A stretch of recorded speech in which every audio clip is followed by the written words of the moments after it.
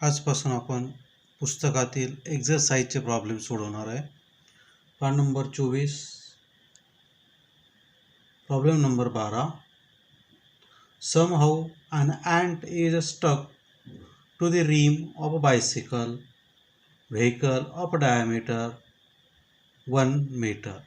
So you are given the diameter, it is 1 meter. While the bicycle is on a center stand, the wheel is set into rotating and it attains the frequency of 2 revolutions per second in 10 seconds. So initially wheel is steady, so initial frequency, that is omega 0, is 0 and final frequency is omega, which is 2 revolutions per second, and time is equal to 10 seconds. With uniform acceleration, calculate the number of revolutions completed by the ant in 10 seconds. म्हणजेच ॲन्टनी 10 सेकंदात किती revolution पूर्ण केली हे पहिल्यांदा calculate करायचे. Second, find the time taken by it for first complete revolution and the last complete revolution. म्हणजे सुरुवातीचं पहिलं रिव्होल्यूशन त्याला किती वेळ लागला, म्हणजे एक फेरी पूर्ण करायला किती वेळ लागला, आणि शेवटची एक फेरी पूर्ण करण्यासाठी त्याला किती वेळ लागला, हे दोन गोष्टी आपल्याला कॅल्क्युलेट करायचे. आता हा प्रॉब्लेम दोन वेगवेगळ्या मेथडनी सोडवता येतो. आता एक जनरल मेथड जी आहे ती आपण बघू, नंतर दुसरी. जनरली आपण इनिशियल फ्रिक्वेन्सी एननी दाखवतो, N1 आणि N2. N1 N2 दाखवला तर ओमेगा तुम्हाला अँग्युलर वेलॉसिटी घ्यावी लागेल आणि त्यावेळेस 2πn घ्यावं लागेल, आणि इथेही तुम्हाला 2πn वापरावं लागेल. त्याही मेथडनी सोडवलं तरीही आन्सर तेच येणार आहे, आन्सरमध्ये बदल राहणार नाही. त्याऐवजी आपण डायरेक्ट इनिशियल फ्रिक्वेन्सीला ओमेगा 0 म्हटलं आहे. 0 ही सुरुवातीची आहे आणि final frequency omega, which is 2 revolution per second. आता हे डायरेक्ट पकडल्यामुळे तुम्हाला तो जेवढे रोटेशन करणार आहे ते रोटेशन डायरेक्टली कॅल्क्युलेट करता येते. मग आता त्यासाठीचं कॅल्क्युलेशन, ॲव्हरेज रिव्होल्यूशन सरासरी तो किती काळ एका सेकंदात किती रोटेशन करतो हे ॲव्हरेज काढलं आपण. सुरुवात ॲव्हरेज काढायचं म्हणजे दोन प्रकारच्या वेलॉसिटी, इनिशियल आहे, फायनल आहे, दोघांची बेरीज भागिले 2, म्हणून omega plus omega 0 divide by 2 which is 1 revolution per. सरासरी तो एक रिव्होल्यूशन एका सेकंदात पूर्ण करतो आहे. नंबर ऑफ रिव्होल्यूशन्स इन 10 सेकंद, एका सेकंदात जर एक करतोय तर 10 सेकंदात किती रिव्होल्यूशन करेल, म्हणजे त्याने 10 सेकंदात केले एकूण रिव्होल्यूशन, रोटेशन किती फेऱ्या मारल्या हे थोडक्यात. म्हणजेच एका सेकंदात 10 सेकंद म्हणून वेळेने मल्टिप्लाय केलं. सो ॲव्हरेज वेलॉसिटी और average revolution into time. Average revolution is 1 and time is 10, so answer is 10 revolution per second. 10 revolutions only.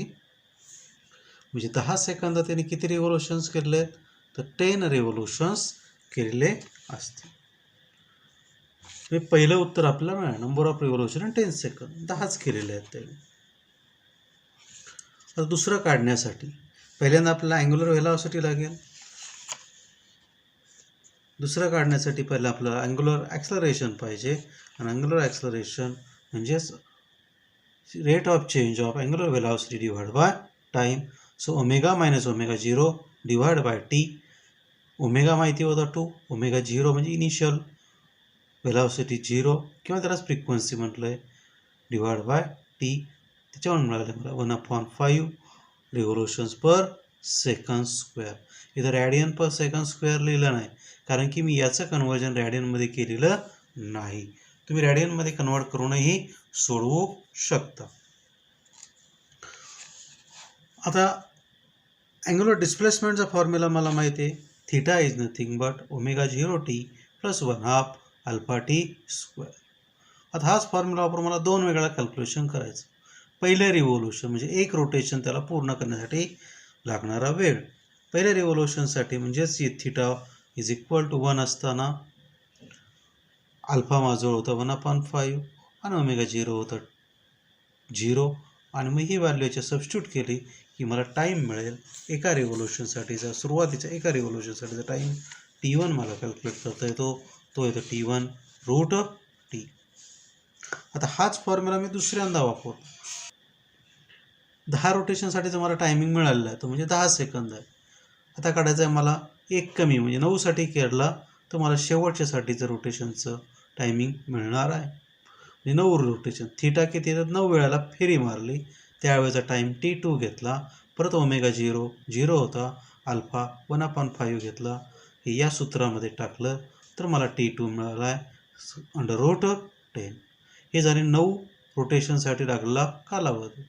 10 साठी किती लागला तर 10 लागला होता 10 सेकंद लागला होता. 10मधून 9चा वजा केला शेवटच्यासाठी लागणार टाईम मला मिळणार आहे. So average time for last revolution that is T minus T2. So 10 minus root 90. फक्त आता रूट 90ची किंमत काढा आणि याच्यातून हे वजा करा ते येईल तुमचं लास्ट आन्सर सेकंद. एवढं कॅल्क्युलेशन तुम्हाला करायचं आहे. रूट 10चंही करू शकता तुम्ही रूट 90चंही करू शकता. स्क्रीन पॉज करा लिहून घ्या.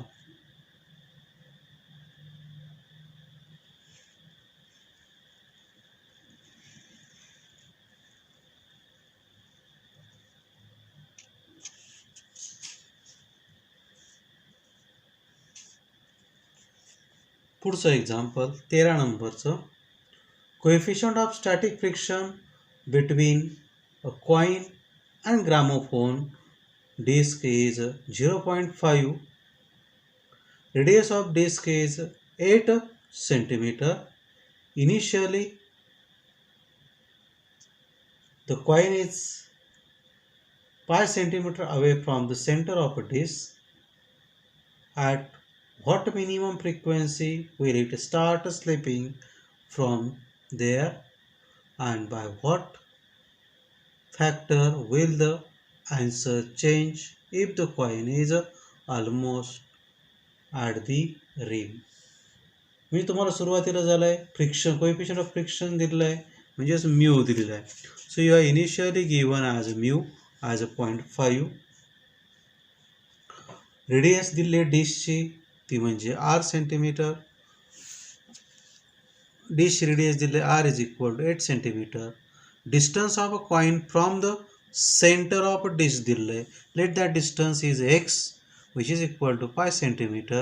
त्याचं कन्वर्जन केलं 5 × 10⁻² मीटर. आणि आता कॅल्क्युलेशन करायचं. सुरुवातीला जर स्लिप होत नसेल कॉइन तुमची स्लिप होत नाही नुसती गोल फिरते त्यावेळेला सेंट्रिपिटल फोर्स आणि फोर्स ऑफ स्टॅटिक फ्रिक्शन हे इक्वल असतील किंवा फोर्स ऑफ स्टॅटिक फ्रिक्शन जास्त असेल त्यामुळं तुमची कॉइन स्टेडी राहू शकेल. मग सेंट्रिपिटल फोर्सचा फॉर्म्युला वापरला m ω²r. Force of static friction mu into n म्हणजेच mg. So mu mg m तुमचं कॅन्सल होईल आणि मग त्यावरून ओमेगात किंमत टाका 2πn r1 म्हणजे आता त्या कॉइनचं असणारं डिस्टन्स दॅट इज x म्हणजेच पाय इंटू 10⁻² मीटर. या किमती टाका सूत्रामध्ये या किमती टाकल्या की तुम्हाला n ची व्हॅल्यू मिळेल. n is equal to 5 divide by √2π revolution. याचं उत्तर तुम्ही कॅल्क्युलेट केलं तर राऊंड अबाउट 2 रिव्होल्यूशन्स पर सेकंद एवढं उत्तर तुम्हाला त्या ठिकाणी येतं. म्हणजे जर स्लिप होत नसेल किंवा जस्ट स्लिपिंगचं स्टार्ट होत असेल घसरायला थोडीशी सुरुवात होते त्यावेळेची initial frequency that is 2 revolutions per सेकंद. सेकंड पार्ट काढण्यासाठी सेकंड फ्रिक्वेन्सी ती पहिल्याच्या किती पटीने बदलते हे आपल्याला कॅल्क्युलेट करायचं. सुरुवातीची एक कॉईन तुमची जस्ट स्लिप व्हायला लागल्यावर फ्रिक्वेन्सी येते आपल्याला 5 divide bye square route 2 pi म्हणजेच 2 revolution per second. So formula आपल्याला मिळाला होता n square is equal to mu g divide by 4 pi square r, म्हणजेच n square inversely proportional to r आला होता. मग याचा वापर मी इथं केला पाहिजे directly. n square minimum inversely proportional to R1 आणि n square maximum inversely proportional to R2. R1 म्हणजेच कॉईनच्या सेंटरचं डिशच्या सेंटरपासून असणारं अंतर, म्हणजेच n minimum square inversely proportional to 1/x, आणि मॅक्झिमम म्हणजे आता जास्तीत जास्त रेडियस घ्यायची म्हणजे डिशची रेडियस येईल, that is n square max is proportional to 1/r. या दोघांचा मी रेशो घेतो. n square maximum divide by n square minimum is equal to R1 divide by R2. Inverse आहे त्यामुळं हा खाली राहील R2, R1 वर जाईल, किंवा x डिवाइड बाय. आता या n स्क्वेअर मिनिमम इकडे शिफ्ट करतो. तो शिफ्ट केल्यानंतर n square maximum is equal to R1 divide by R2 n square minimum. R1 ची किंमत टाकतो म्हणजेच x ची किंमत टाकतो पाय इंटू 10⁻². कॅपिटल R म्हणजे डिशची radius, that is 8 into 10⁻². -2 cancel. Balance is n max is equal to square root pi divide by 8 into n minimum, म्हणजे n मिनिममच्या root pi divide by 8 times तुमचं n maximum असणार आहे. म्हणजे maximum शेवटी असणारी फ्रिक्वेन्सी असणार. कॉईन कडेला गेली एकदम, त्यावेळेची त्याची ही फ्रिक्वेन्सी त्या ठिकाणी असेल. स्क्रीन पॉज करा आणि लिहून घ्या.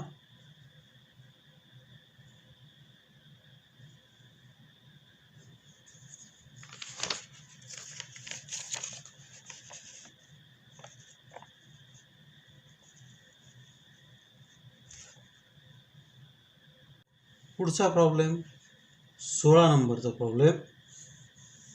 During a stunt a cyclist is undertaking horizontal circle inside a cylindrical well of radius 6.05 meter. So radius is given, r is given 6.05 meter.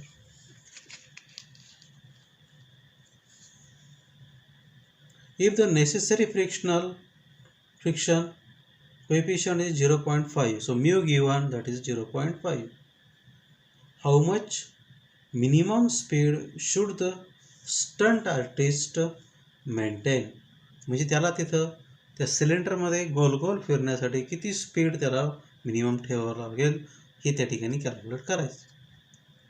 Second part दिलेला आहे त्याच्यामध्ये. Mass of the artist is 50 kg. If he or she increase speed by 20%, how much will be the force of friction be? With the friction velocity वाढवल्यावर किती होईल हे calculate करायचं. Minimum velocity आपल्याला calculate करायची, आणि मिनिमम व्हेलॉसिटीचा फॉर्म्युला आपल्याला माहिती आहे, तो म्हणजे n square root RG divide by mu. R already माहिती आहे. G take as 10, mu given as 0.5. Substitute the value and find out the V minimum. हा एक भाग झाला. दुसरा पार्ट तुम्हाला कॅल्क्युलेट करायचा आहे म्हणजे फोर्स ऑफ फ्रिक्शन. ज्या वेळेला बॉडी सर्क्युलर मोशनमध्ये सिलेंडरमध्ये असते. Now artist is revolving in circular orbit in cylindrical well. Suppose artist is here. Its weight act in downward direction as mg. To balance this weight without it slipping or sliding, a force of friction play in a role, and that force of friction acts in upward direction. That means force of friction must be equal to weight of the body that is mg. Fs is equal to mg. So here we are taking Fs is equal to mg, not Fs is equal to mu n. या केसमध्ये Fs is equal to mg घ्यायचं आहे. त्या ठिकाणी तुम्हाला ते काही velocity increase दिलेलं आहे, याचा काहीही वापर होणार नाही, फक्त मास आणि जी वापरून त्याचे कॅल्क्युलेशन करायचं. Last example, that is 17. A pendulum consists of a massless string of a length 20 centimeter. So length is given 20 centimeter. Mass is given 100 gram. Is set as a conical pendulum. Its bob now perform 75 RPM. RPM दिले, revolution per minute दिलं आहे, त्याला 60ने भागलं तर मला मिळतं revolution per second. Calculate kinetic energy आणि increase in gravitational potential energy of the Bob. आता ही energy सुद्धा वेगवेगळ्या पद्धतीने काढायची. आपण सोप्यात सोपी मेथड त्या ठिकाणी वापरणार. कायनेटिक एनर्जीचा फॉर्म्युला मला माहिती आहे, दॅट इज 1/2 mv². हा बेसिक फॉर्म्युला मला वापरायचा आहे. पण m दिलेला आहे का, मास दिलेला आहे. व्ही दिलेला आहे का, तर व्ही नाही दिलेला. आता व्ही कॅल्क्युलेट करायचं. सो व्ही साठीचा फॉर्म्युला मला माहिती आहे. So V is nothing but R omega. मग आर माहीत नाही, तर आता हा आर एल साइन थिटा कसा आला, एल साइन थिटा. या ठिकाणी तुमचा बॉब आहे, हा सर्क्युलर मोशनमध्ये येणार आहे. बॉब इथं आहे, ही याची येईल हाईट एच, ही याची आहे लेंथ एल. मला ही रेडियस पाहिजे आर, आणि हा आहे माझा अँगल थिटा. आर काढायचा, sine theta is equal to R divide. मग त्याच्यावरून आर काढला, R is equal to L sine theta. Omega म्हणजेच 2πn. या दोन्ही व्हॅल्यू टाका, त्यावरून व्ही तुम्हाला मिळेल, that is 0.3 into pi. V मिळाला की मग कायनेटिक एनर्जीचा फॉर्म्युला वापरा, 1/2 m ओमेगा². याच्यात किंमत टाकली की तुम्हाला कायनेटिक एनर्जी मिळणार आहे. ही दुसरी पद्धत आहे, पण ही अवघड आहे, त्यामुळे ही पद्धत आपण वापरणार नाही. इन्क्रीज इन ग्रॅव्हिटेशनल पोटेन्शियल म्हणजेच mg/h. पण या ठिकाणी h म्हणजे काय, ते उंची पाहिजे, म्हणून इथं मी परपॅन्डिक्युलर टाकला.